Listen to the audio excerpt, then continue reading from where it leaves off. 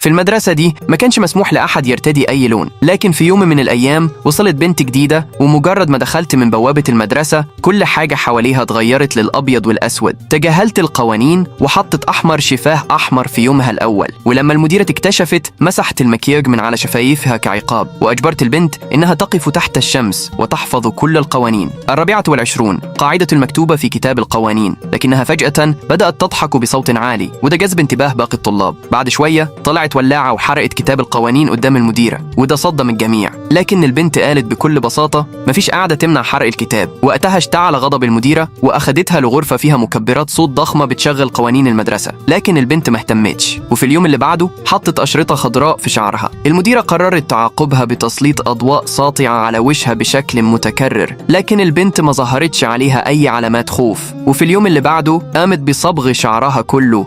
متنساش تصلي على النبي وتعمل لايك واشتراك.